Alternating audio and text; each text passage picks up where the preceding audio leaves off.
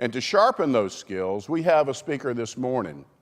For more than 25 years, Dr. Chris Petersen has built a legacy of working with Fortune 500 companies like Adobe, AT&T, Dell, Microsoft, Sony, and Whirlpool, as well as retailers Best Buy, Circuit City, Staples, Sony-style stores to achieve measurable results, developing processes and tools that have shaped how retailers change the customer experience and redefine experiential retailing. Chris holds a PhD in educational psychology and measurement, and he has traveled to over 40 countries speaking on retail and the customer experience. Additionally, he is the founder of IMS Retail University, a series of strategic retail workshops that currently have over 14,000 graduates and counting. As a current CEO and founding senior partner of Integrated Marketing Services, he shares many of his experiences, knowledge, wit, and wisdom, much of which can be found in his blog, Results Count, at imsresultscount.com. Ladies and gentlemen, Mr. Chris Petersen. Sir, thank you. Fantastic. I am so excited to be here. In my view, this is retail. While I get to work with some of the large, big retailers around the world, this is where the action's at. This is where the fun's at. But it's also a challenge, and I tried to figure out how to best start off this hour. It'd help if I had a clicker. We'll do that. My definition of retail today is that it is a very tough business. It's not for sissies. It's hard work. I mean, I think people think you open a shop, people walk in, you sell them something. It's much more difficult than that today, and you know that very well as you're running your own stores. But just so you know that there are perspectives of retail around the world, I thought I'd like to show you a quick slide. Let's go back, and if we could cue up this little video from one of my trips to Asia, that would be a good thing. Video, please.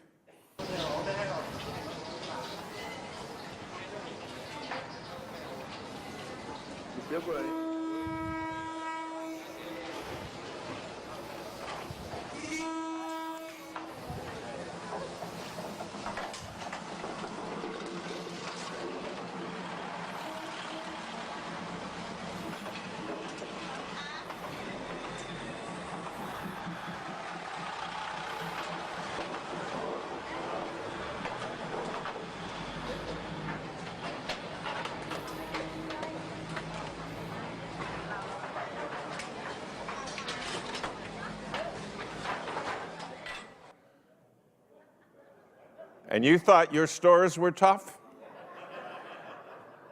That happens 4 times a day at least. But I think it's a great symbol of retail changing, needing to adapt to the environment. And this was the guy that I put up. This is what I look like after 30-some years of retail. He was actually a biologist by training. You remember the survival of the species and all that. People thought that Darwin said it's only the strong that survive or the fastest. He didn't. He said it's those that are most adaptable to change. And that is a perfect statement for retail today. The retailers that are thriving are the ones that are adapting to change, just like those people adapting to that train. The best shops that I see around the world today are the ones that are doing the right things, and we'll talk about some of those. There is a, for lack of a better word, tsunami really around the world today in terms of causing change, and it's everywhere. It's not unique to the US, Europe. It's happening faster in some countries like India. And what's changing is the consumer. It's not retailers deciding, hey, we're going to change and we're going to evolve our model. It's you. It's you. It's you. It's people that are changing their shopping behaviors. How many people bought something for Amazon for the holiday gifts? I would guess, yes, a vast majority of hands go up. And if it wasn't Amazon, it was probably something online somewhere. We're changing our behaviors. So what we want to talk about is this thing called Omnichannel. Omnichannel just means many channels. And it's really impacting your customers as well. It's not something we decide to do as a retailer. It's adapting to our changing patterns of consumers. Here's a quick chart just to compare. In the old days, we just simply had one channel. We went to stores. And that's where we got 90% of our information was in store. When the web opened up, it wasn't about pools and spas. It was about buying shoes and clothes and computers. But we had more than one channel. The interesting thing over there on the far right is omnichannel is anytime and everywhere. People get as much information from Facebook and YouTube as they do from television, probably more today. Social media is a prime example of how the consumer has changed. Procter & Gamble now spends 50% of all advertising on social media. This is like the big gurus of marketing. It used to be all the television ads. They've shifted to social media because that's where people are getting their ideas. So let's talk through and see what some of this means. Most people will research online before they go to the store. The current statistic in the US, if it's a considered purchase, that means expensive, pool, spa, 90% of the people will research online before they ever go to the store. They're getting used to buying things online and picking up in store. They're used to having chemicals delivered to their doorstep so they don't have to go to the store. We have many more options in terms of how we shop today. The key about this is the consumer now is anytime and everywhere. Everywhere. Google just reported a statistic that 33% of the sales they tracked occurred between 10 p.m. and 6 a.m. Think about that. 1/3 of all sales online between 10 p.m. and 6 a.m. That's how we're changing as consumers. We're shopping anytime, everywhere. One of the most popular places to shop is the kitchen. And it's projected that 7% of all sales are made in the bathroom. We drag our iPads into the bathroom. Perfect place to shop. Nice, quiet place to do research. This is what my household looked like over the holidays. My son-in-laws had the TV on. They had a screen up looking at things online, and they have that blasted phone. It's not enough to look it up online. What are they doing with the phone? They're texting. They're checking with friends. They're checking tweets.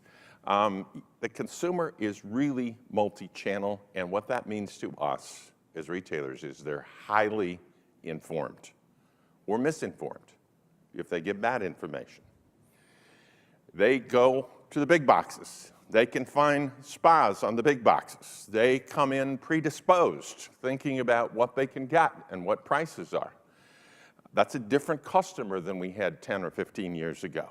I am that old. I can speak 10 or 15 years ago, and I'll guarantee you nobody was going online looking at products for chemicals or spas.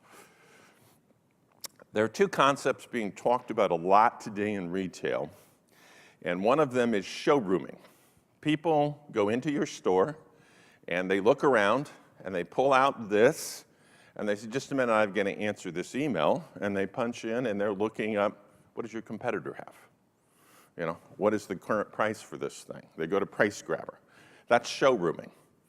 It greatly impacted Best Buy.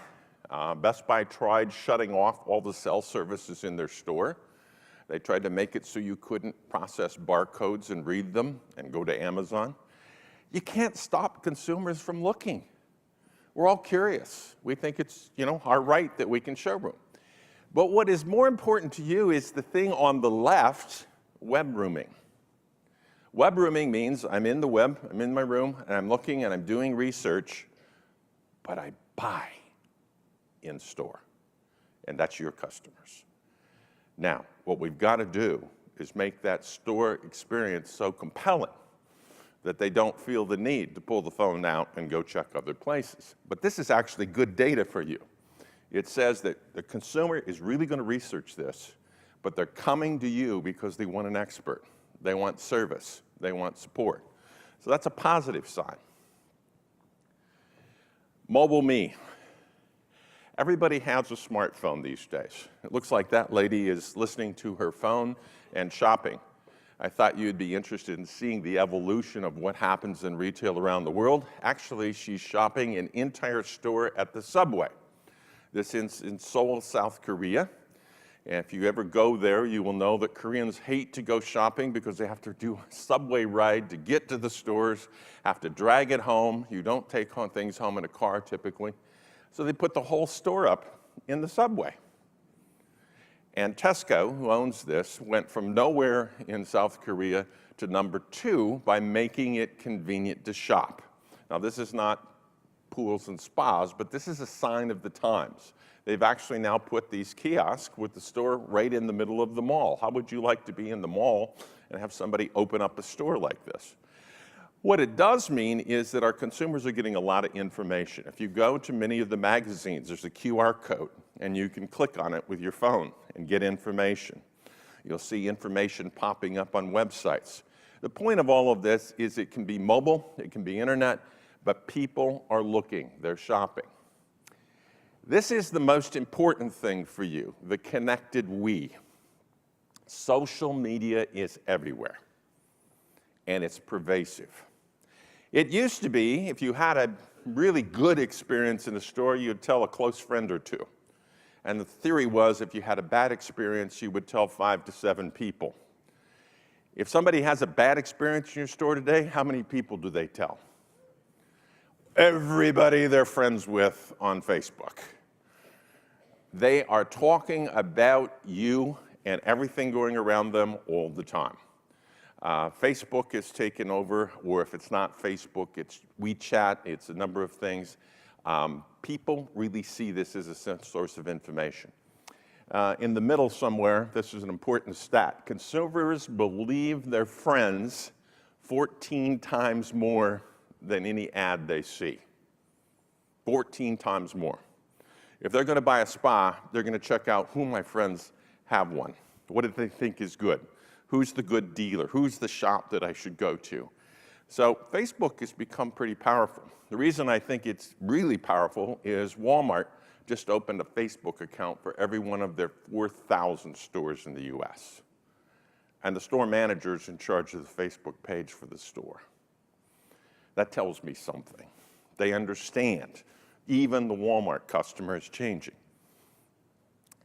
This is a concept slide, but it's a pretty good one in the sense that I've worked with a lot of companies on research about what is the importance of the shop? What's the value you add? The single biggest job you have in your shop is help the customer make a selection. The bad part of all this data and research in phones is we get confused. We heard this over here, and somebody said, well, you should use the sea salt approach, and somebody else says, no, this is better, and I come to you as an expert. And so we're going to talk a little bit at the end of my presentation about a very powerful technique. How do we help customers to buy? And that, to me, if you were to take down one thing out of my presentation, is the difference in retail today. Consumers do not want to be sold something. They resist being sold something. That's the number one complaint of shops. They're pushy. They tried to sell me something. Help me to buy the solution that's best for me is really the game that we're in today. Endless aisle really refers to the fact that we can get anything anywhere. And this really refers specifically to your chemical business. She knows, looking at a barcode, she can buy that any number of places. She can probably buy it in Amazon, at any of the shops, eBay. The value of buying in your store versus buying in that warehouse is, again, the difference of helping me get the right thing, helping me understand. From when I looked at BioGuard and working with your team on this, water testing is huge. People worry about it. If you can remove that burden and show them there's a process and show them your expertise, you remove this obstacle. it becomes a very important part of the overall relationship beyond the sale. Differentiate or die. Retail is a brutal world. It's not unlike what Darwin said. It's not for sissies. There's no sympathy vote. The name of the game today is differentiate. And the good thing is you're doing a lot of things already that are successful. It's not that we're bad or we're horrible. The key is those little differences that make it up. There's a chart that's been around for quite a while that's a good one. I'll just flash it up quickly. There's been a lot of research on 10 components of what makes a store successful. And this would be a useful exercise that you might want to do at some point. What does the consumer think are the top 2 things in your category? What are the top 2 things that they vote on? So there's everything from mass media advertising, there's store design, there's staff.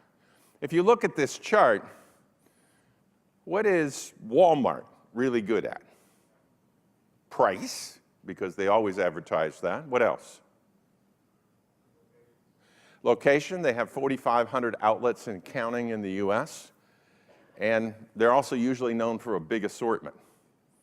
In fact, Walmart's rise to power was based on we have 200,000 SKUs in our store.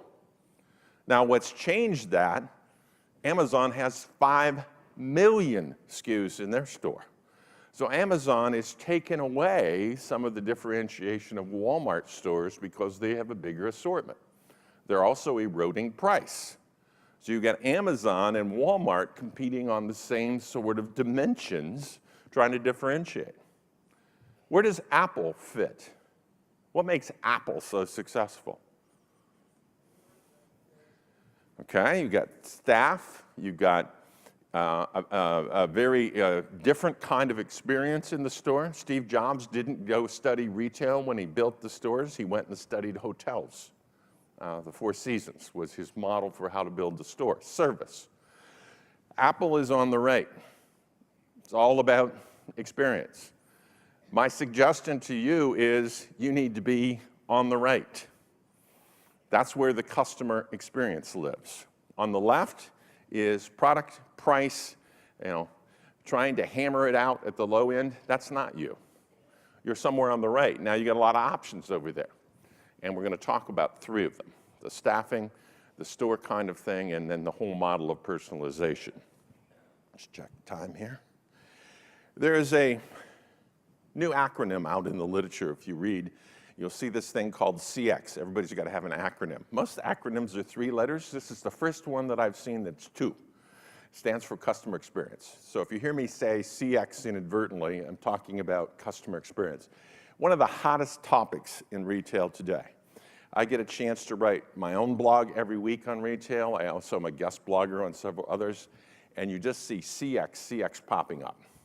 Because of what our host kicked off the session today with saying, consumer has different expectations. They don't want to go to a store with a dusty cement floor. They want to go to a store that's well lit, clean. They expect, smartly dressed staff, personalization. They expect all of those things. And that's the difference. Consumers have more choices. Their expectations have gone up considerably. One of my favorite examples of personalizations is this company that created a very unique space called the Third Space, where you go have coffee. That's my daughter's coffee cup. I have a middle daughter who went to London School of Economics to get her master's degree, and as you can imagine, it's a grueling degree, accomplished in a year. She lived in Starbucks. But they get to know their customers. When she walked in, they knew what she was going to order. And they knew she was in school and took the time to write the note, "Good luck on your finals." That's the personalization. And to me, that is the power of your stores.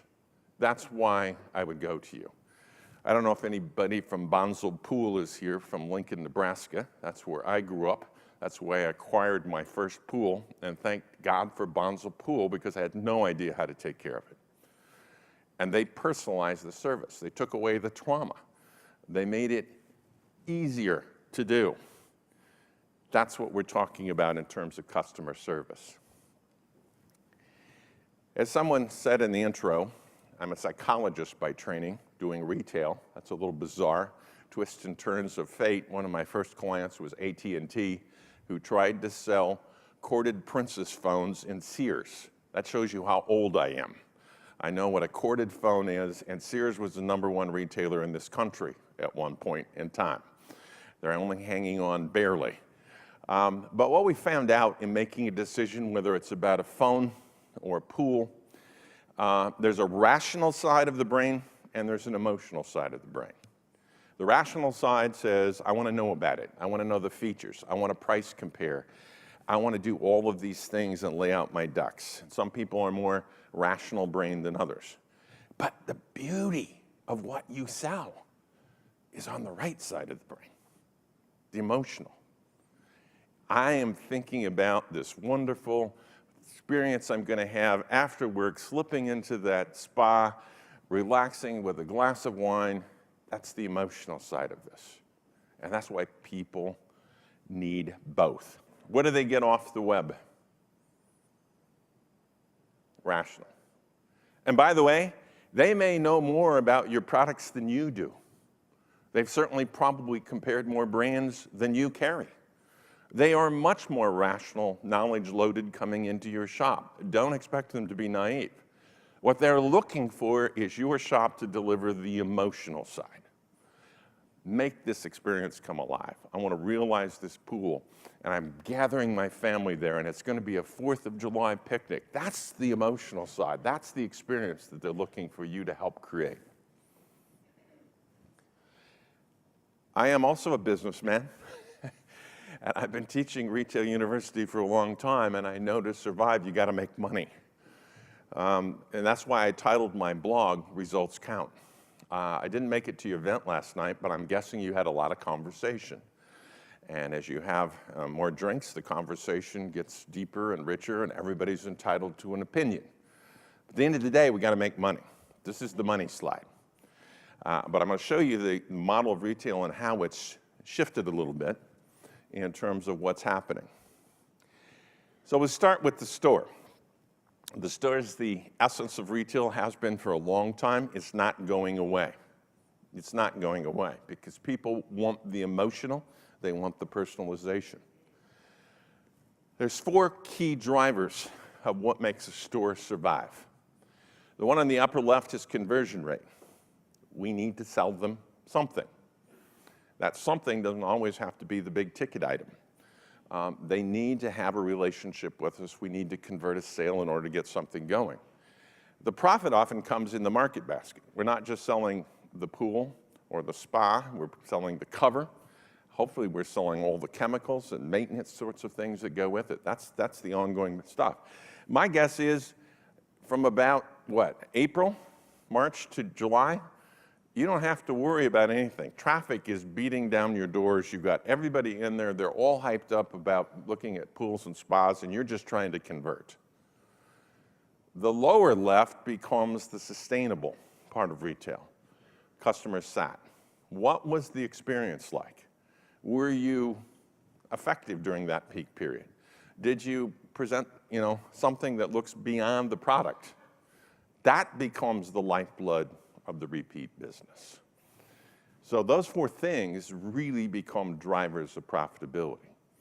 And it's all about how we merchandise the store, but more importantly, how we staff the store and how we use processes to make this happen.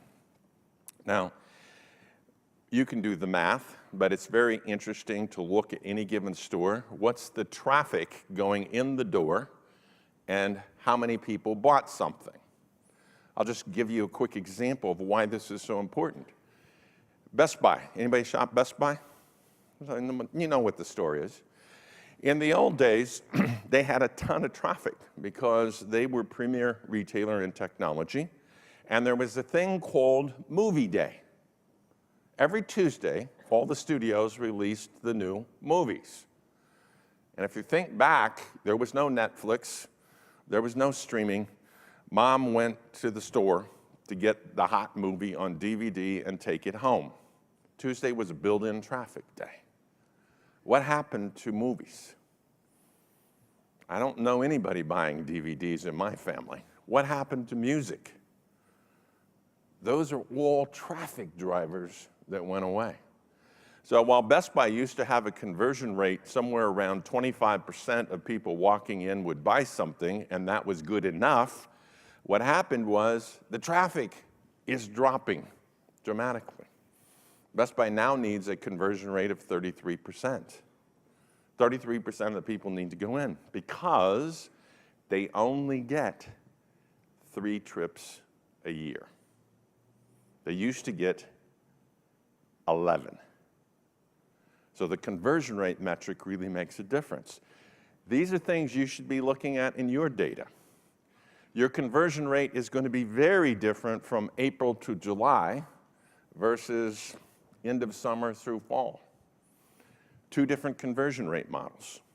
One of the things we need to talk about is traffic. It was great to hear this, how to market on a shoestring, because that's about how do you get traffic in. What I want to talk with you about in the time that I have left is this whole thing that ads and promotions drive traffic. They don't drive conversion. They can be very important in terms of generating new business, but the most important thing that we've got to look at is this whole customer experience. Once they're in that store, that is the most important part of your business, what takes place there.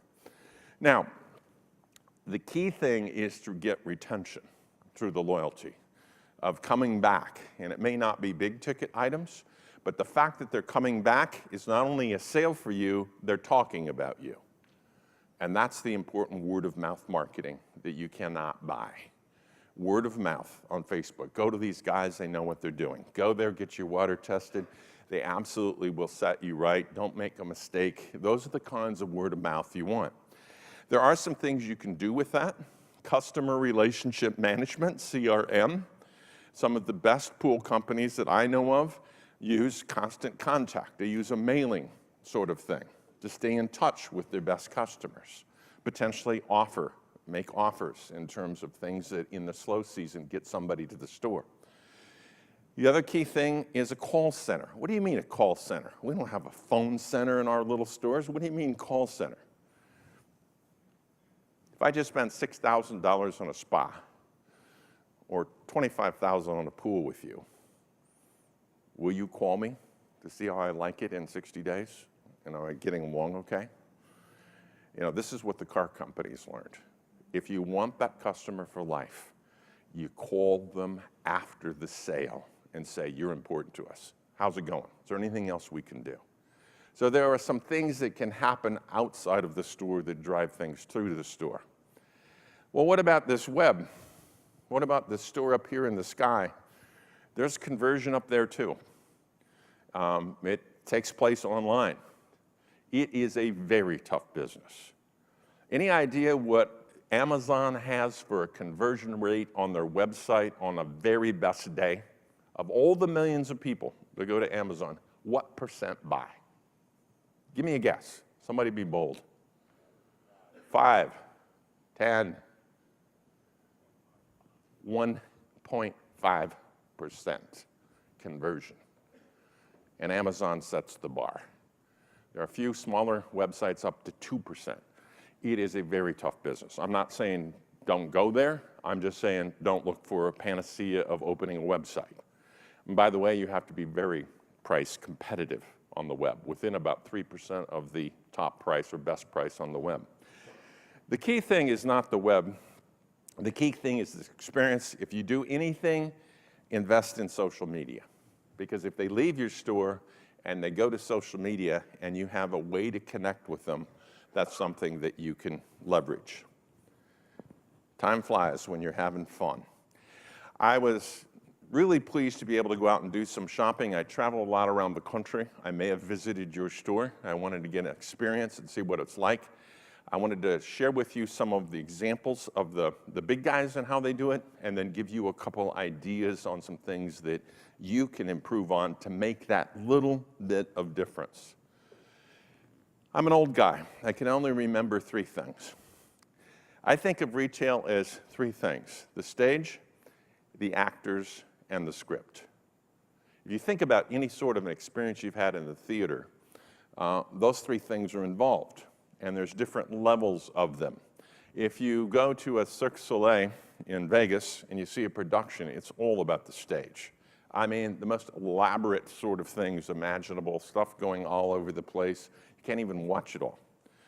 On the flip side, you may have been to some experience where there's a very minimal stage like this. There's an actor that hopefully is really good at their craft and can hold your attention. What I'm going to tell you, the last 10 years of all the research and pilots and studies we have done, the thing that makes the most difference in retail today, particularly your shops, is a thing called the script. What is the selling motion? What is the process? And the reason it's so important is consumers don't want to be sold. They want you to help them buy. And they want assurance that you're the expert that's going to get them the right solution. So I'm going to talk about all three, and then we'll end a real high note, hopefully, on the script. Staging experience. This is the new AT&T flagship store for selling phones. Guess what? They're not just selling phones anymore.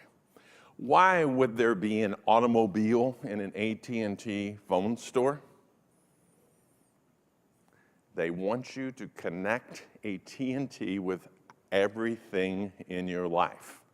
Many people don't know how to use Bluetooth in their car. They don't know that they can play music from their phone in their car or use Spotify in their car. What's a guitar doing in there? It's got a hook up on Bluetooth that you can record. Or you can do sorts of things in terms of practicing guitar. The point is, the merchandising in that stage says, this is not a phone thing anymore. We're your connected life store. Stage is important. I've spent a lot of time working with Nike. If you go into a Nike store, you're going to have to hunt to find the shoes. Nike used to be the shoe company. If you look at those stores and pictures, it's all about how to prepare for the sport, how to compete for the sport, and how to live the sport. They sell much more things about how to live the sport, how to be Michael Jordan, LeBron James, than they do preparing the athlete. But you all see clothes and styles and bags, and Nike's really done a good job with Nike Town. If I were to pick a model for you, it would be IKEA. IKEA sells particle board, for God's sakes. Screw together particle board. If you went to their warehouse to look at IKEA products, you would turn around and go home, guys. That's a model store planogram. It's 1.6 kilometers, 1 mile, from the entry of the door to the meatballs.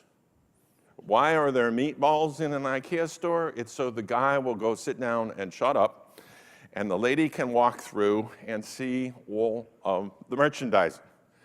We don't just sell shelves, we make it look like a bedroom. They sell Sex and the City shoe closet racks that every woman wants her closet to look like Carrie Fisher or whoever she was on the Sex and the City show. Does that look like particle board furniture? This slide is for you. Lighting is important. They don't go to your stores to see big lights overhead like they see in Walmart. It's like a jewelry store with spotlights on the product. That looks pretty good for particle board. Here's another example of a stage that's very, very plain. The Apple Store. That stage was designed for engagement. They want you touching products. They're not trying to do fancy sorts of things. There's some nice lighting in there, but it's all about the actors interacting with you and engaging with you in the store. How does this apply to you? I don't have any work yet with your kinds of stores, so I stole a few pictures. I borrowed some pictures. This is a great example of lighting. When you step back, what you should do when you go home is take your phone, go in and take a straight-on picture, 45 this way, 45 this way, and then look at your phone. That's what the customer sees. The reason I like this photo is not concrete floor, it's covered with something, but look at the lighting, look at the color. It's interesting. I want to go in there and walk around. I want to explore. Things to put in front of spas. I've been in several stores on my trip where the spas are all lined up in a straight row. You couldn't climb in them. You couldn't even get the idea that, wow, look at that. There's towels laying out. It's like, you're ready to jump into that.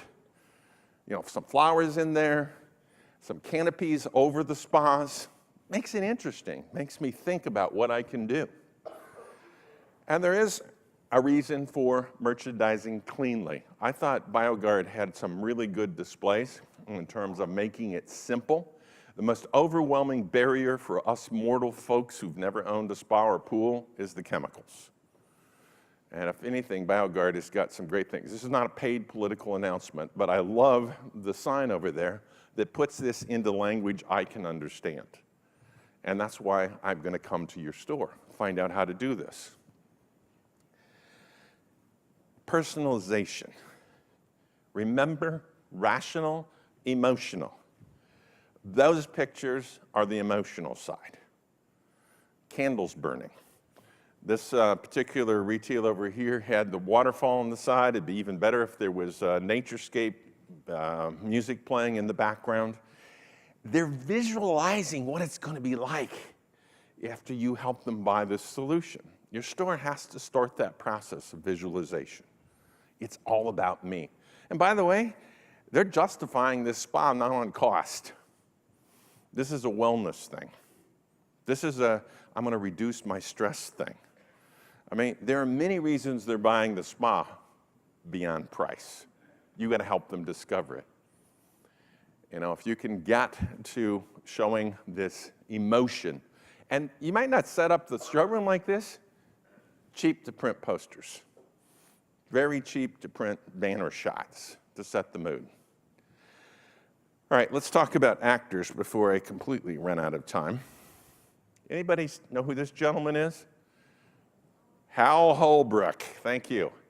The most amazing stage experience I've ever seen. Hal's passed now, but he did this thing of Mark Twain. That's the entire stage. A table with a whiskey, a cigar, and a chair. And he could hold your attention for 2 hours.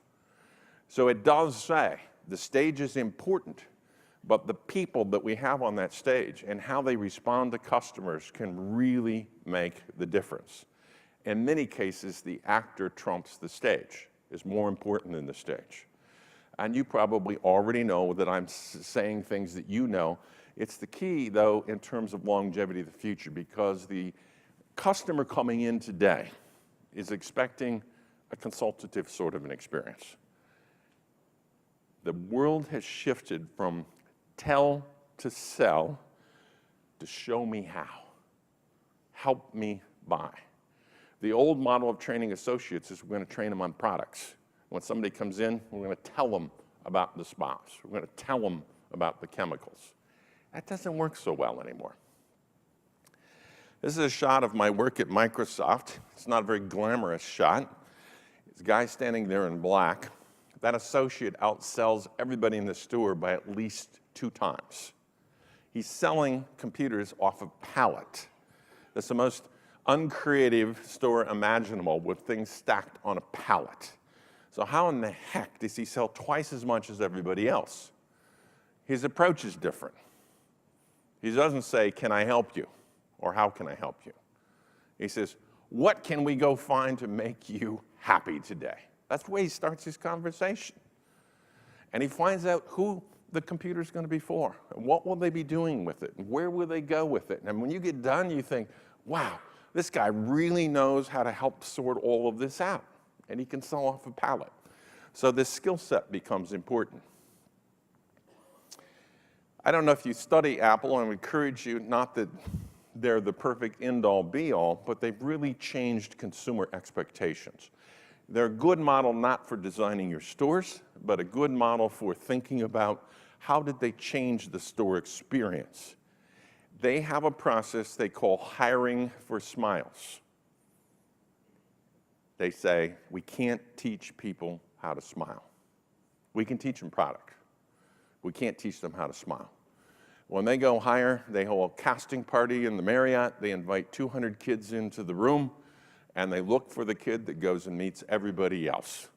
They look for the kid that's the clown on the stage. They look for the people who are animated, active, vibrant, and then they teach them product. So it starts with the hiring process. Who are we hiring? One of the biggest misses in small retailers today is we hire the cheapest people we can find. And that's not necessarily a great investment. Talent is important. In addition to talent, you want to look for people who have the capacity to engage in what we call touch and do. Engage in with the customer in a touch and do, interactive sort of way, as opposed to standing here and let me tell you about this spa. You know, if I were interviewing somebody in your stores, I'd say, sell me that. How would you go about doing that? I'm interested in this product. And if they stand there and try and tell you all about the product and read you feature after feature, that's probably not going to be a good experience. If on the other hand, they try and talk about what you can do with it, how it's valued, that's important. I'll tell you, I did a survey of my poll of associates, whatever, people that own spas, and I said, what's the number one thing that makes you go back to the store? And it was the testing of the water. Absolutely, hands down, top answer was, I trust those people in the store, I want that water test. I like the store that lets me be part of it so I can see the strip and so I can understand what's going on. I don't want this to be magic chemistry, I don't get it. If that store does that, I'm going back. I don't care if I can buy it from Walmart or Home Depot, I'm going back to that store. That's the advertising you want. It starts with good associates. It also helps to have a stage that makes sense to walk the customer through. BioGuard can be a real help in your stores in terms of walking through this in English, like solutions, remedies. Those are simple words. Anything wrong with this picture if the associate is in the blue shirt? Anything we could tweak that would make it better? It's not in her hands. Thank you. I didn't know if we'd get that answer. The number one thing you do in selling product and helping people to buy is put it in their hands. Pottery Barn. Women, you been there? Simple little store. It looks like a whole bunch of housewives in there selling product. Man, are they selling machines. The first thing they teach them is you start handing customers stuff. And then you let them drive the process in terms of reading something, asking questions. So that's how I would change that photo. Get it out of his hands into her hands. He can still be the expert. But so many of our associates want to be the expert and tell everybody what they know. Okay, script. In most retailers that do lots of stores, it's called SOP, Standard Operating Procedure. In other words, we have a process. We have a way to go about engaging in the process. And this is something I think you can take home and really take a hard look at. This would be the number one thing I would say that you could really work on right now. Before it gets too busy in April, go look at your process.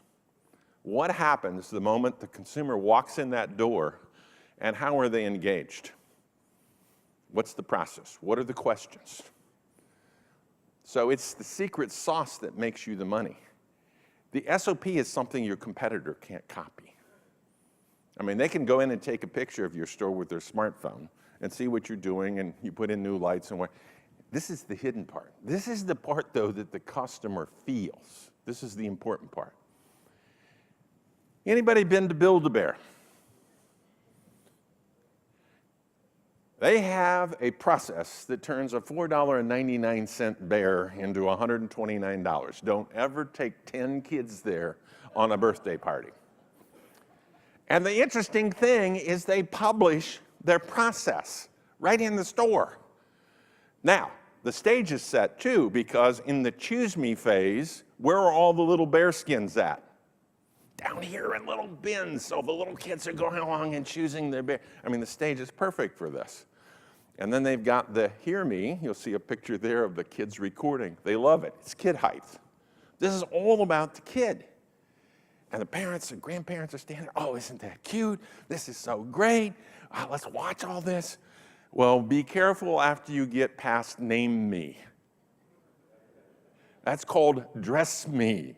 Ka-ching, ka-ching, ka-ching. If they choose the fireman, be careful. There's a lot of clothes that go with being a fireman bear. And that's the $100 add-on sale. These people know how to sell. Now, are they selling or are they creating an experience? I mean, through the hardest times imaginable, Build-A-Bear's still around. Now there's Build-A-Dino, there's Build-A-Car. It is a remarkable example of the power of experience to engage. Now, they're also very smart. Down on the bottom, well, first of all, on Name Me, when you walk out of there, if you've been in the experience, the kid loves to name the bear, right? Personalization. It's my bear now. It's got a name. And oh, by the way, you give it a birth date.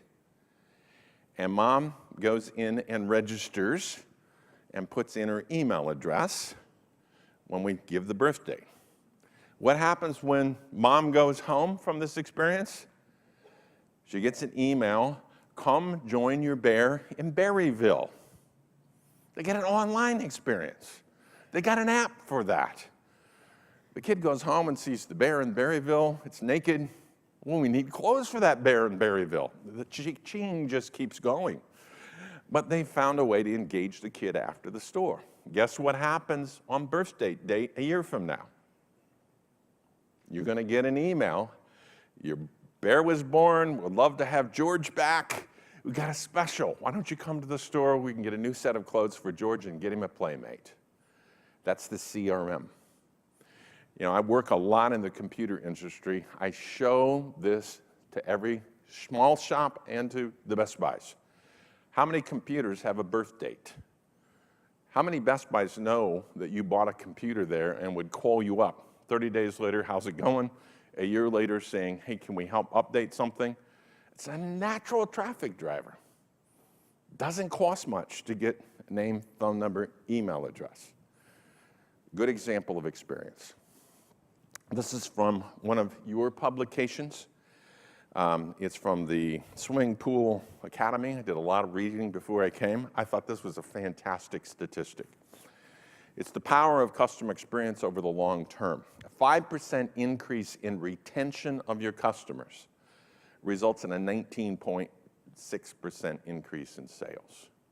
So while all this customer experience stuff seems like hype today, and geez, we really don't have time to do all that experience in May, you know what? There's a big thing in your business about lifetime value. And not only getting that customer back, but getting their neighbor back, their friends on Facebook back. This is where the customer experience really pays off. Apple's got a script. To get into an Apple store, you first have to be hired for a smile, and it takes 2 weeks to be trained to be a greeter in Apple. And you have to master this process. If you greet customers with the words, "Can I help you?" more than 3 times, you're fired. What is the answer to "Can I help you"? No, I'm just looking. You know, they often start off with, "Hi, my name is Chris. Welcome to the Apple Store. Where can we go explore today?" You know, they're upbeat, they're positive, they're excited, they want to go explore. "Well, I'm looking for, an iPad for my kid." "Great, fantastic. Have you ever played with one? Come over here. Let's touch it." They're probing. They're getting you to touch. And you notice there's nothing on there that says close. Close the sale. It's listen, it's touch. It's suggest solutions and invite them back. Now, I'm not proposing you do that model. We actually have a model called GUEST. Greet, understand, excite, solution, and thank. And it works just as well. But this is what makes Apple so successful. This is their secret recipe, and it takes 2 weeks to train people on how to quit selling and ask questions. The interesting thing is you're all voters. I'm a voter. We all get to vote of who lives and who dies. You all vote as to where you buy a computer, where you buy a phone. Your vote counts. And your customers you need to think of as voters.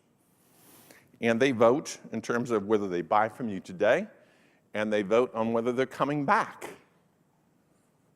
Now, what's that book doing up there? If you haven't read this book, I would highly recommend it. Guys, I hate to tell you this, you're not in charge. If the purchase is over $300,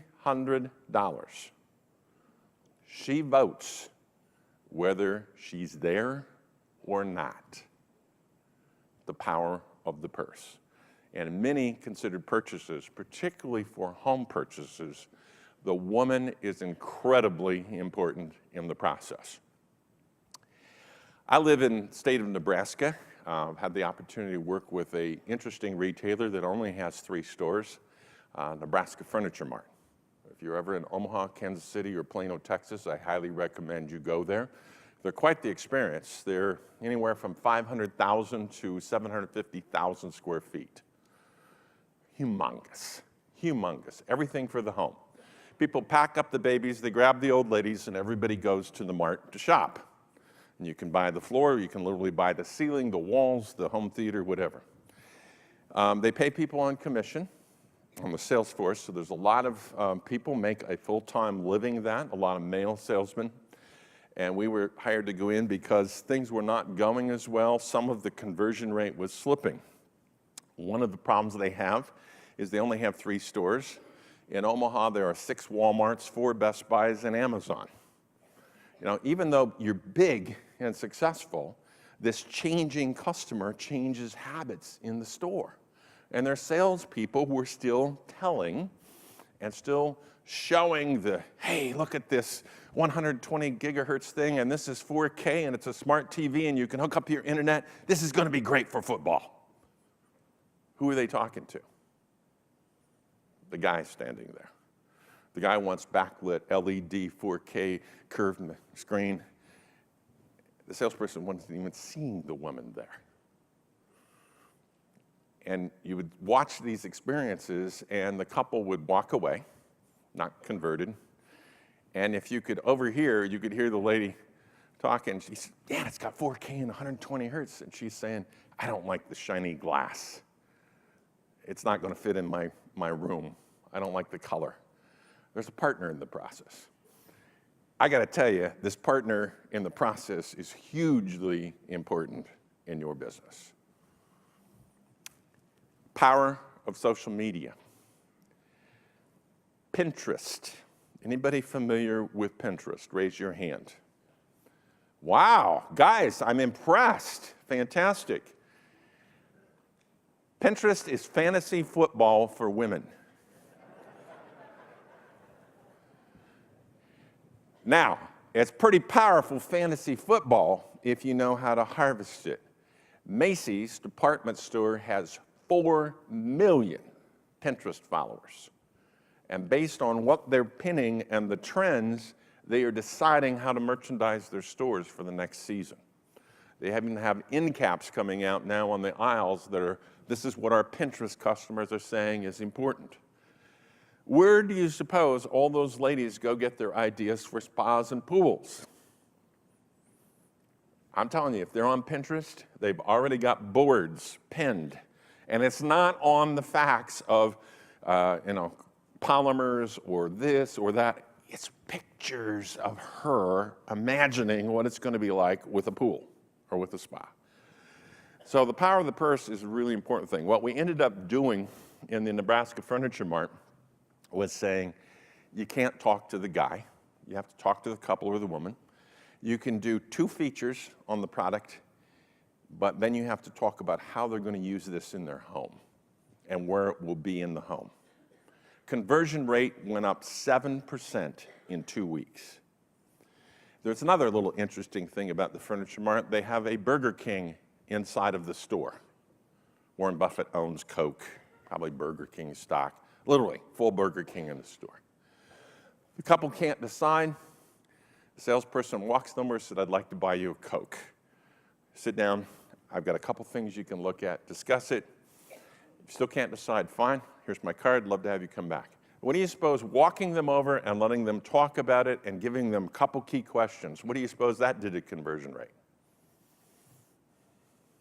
Another 5%. You increase conversion rate 12%, and your sales go through the roof. And it was all about including the woman and the couple in designing something for their home as opposed to purchasing a TV or a couch. That's the power of process. So this is what we ended up creating, is a visualization sort of thing. I don't care how simple the visuals are. These are things I found on the web. The one on the upper left is pretty basic. I mean, it's a basic spa in a basic setting, but you notice there's towels in a basket, there's a step up, there's kind of a landing there. It's visualization. I'll guarantee you the women are going to pin the one on the top right. If you went to the Pinterest board, they're going the thing with the canopy. You can't maybe merchandise that in your store, but you could put these up as photos. If you don't have a flat screen on the wall in your store showing installs, showing photos like this, you're missing the boat. Because you want them imagining what it's going to be like sitting in that water. And of course, you can go to the elaborate on the bottom. Visualization creates aspiration, and that's how you sell this upscale kind of product as well as a relationship. So here's the secret sauce. I'm giving it to you. Gift. This is what we ended up with at many retailers that I've worked with. You can't recommend a product until you can answer the 4 W's. It works selling computers, it works selling clothes, it will certainly work selling spas and pools. Wow, welcome to the store today. My name's Chris. Looks like you're in just exploring what it's going to be like to have this new spa. Who is this for? Is this for you or is this for the family? Is the family going to be involved? Is this going to be something like for the backyard thing? Who is this for? And I'm looking at the woman because she is going to tell me this is going to be our gathering place for our home where we gather family. And if she says that, golden. Now we start envisioning. What kinds of things do you want to do in addition to the spa? I mean, are you going to hold parties? Is this going to be in a designer area? Or is this a kind of a retreat for you and your spouse to get away and just relax and unwind? Visualization. Go to the dollar store, buy a graph paper pad, and say, you know what? Draw it for me. Show me what this is going to look like. Where is this spa going to go? And no, they're not going to draw that beautiful drawing there. The key is giving her the pen. And she's going to sketch, and we're going to put it here, but I'm not sure about this. And you're going to get this, I'm not sure, I'm undecided. That's perfect, because what are we going to do? We're going to help her personalize a solution. I can't tell you how powerful this sheet is in terms of the process. This is where it all comes together. Now, if you've got a stage, a store that's very well designed, you can start showing examples. Here's what this can look like. Better yet, if you can show pictures of what the install would look like, and they start choosing. You notice in this process, we're not buying a spa. We're buying a lifestyle. We're buying wellness. We're buying a family gathering place with the pool. And hopefully we're buying the security that we're going to know this is going to be taken care of, we're going to know how to take care of it, and this is going to last. It's an investment. Simple sheet. I really encourage you to try it. I think it's one of the most powerful things I've ever seen. There are people that use this process and use it well. Sales have gone up every time. But most importantly, you start seeing responses on Facebook. You start seeing customer testimonials about what a great place it is that helps you find a solution that fits you.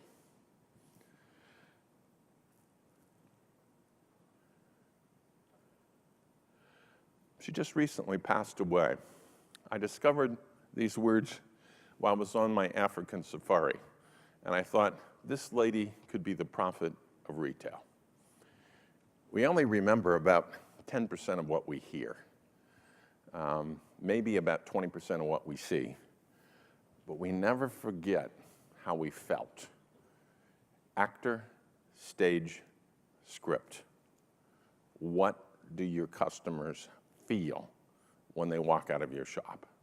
Were they sold something, or were they treated as a very special customer that you personalized a solution for? That's all I can get through in an hour. Would love to take any quick questions you have. I would challenge you to think about, what are you going to go do differently? It's not big things. It could be buying some little LED lights and putting spotlights. That's a simple staging thing. I will guarantee you one of the things you ought to look at is this process approach.